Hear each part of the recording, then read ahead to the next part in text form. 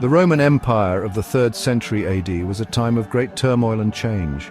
The once mighty empire was starting to decline. It faced constant threats from within and outside its borders.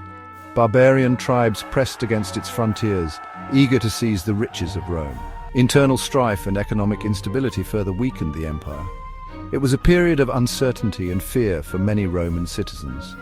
Amidst this backdrop of instability, the emperors of Rome sought ways to consolidate power and maintain control. Military strength was paramount, as the empire was engaged in constant warfare. To bolster the ranks of its legions, the Roman government relied heavily on its citizens to enlist in the army. Soldiers were needed to defend the vast borders of the empire and quell internal rebellions. The Roman Empire's survival depended on a strong and dedicated military force. Emperor Claudius II Gothicus, who ruled from 268 to 270 AD, was a military man through and through. He believed that Rome's strength lay in its armies and was determined to restore the empire to its former glory. Claudius believed that married men made poor soldiers.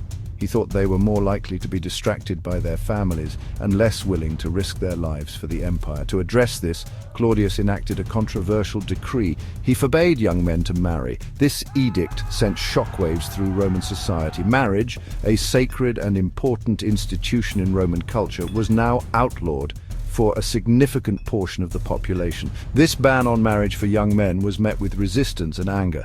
Many saw it as an infringement on their rights and a threat to their happiness. In these times of turmoil, a compassionate and courageous priest named Valentine emerged as a symbol of hope and defiance. Valentine, known for his piety and kindness, believed in the sanctity of love and marriage. He saw the pain and suffering caused by Claudius's decree and decided to take a stand against the emperor's unjust law.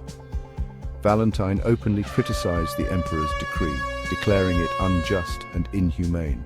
He believed that love and marriage were divine gifts, not to be interfered with by the state. Valentine's defiance made him a beacon of hope for young couples who longed to be together.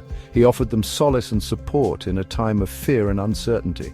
Valentine's popularity grew, and he became a symbol of resistance against the emperor's tyranny. Valentine's defiance went beyond mere words. He began secretly performing marriage ceremonies for young couples who sought his help. Risking his own safety, Valentine opened his heart and his church to those who yearned for the blessing of marriage. These clandestine weddings were held in secret, away from the prying eyes of the emperor's guards. Word of Valentine's secret weddings eventually reached Emperor Claudius.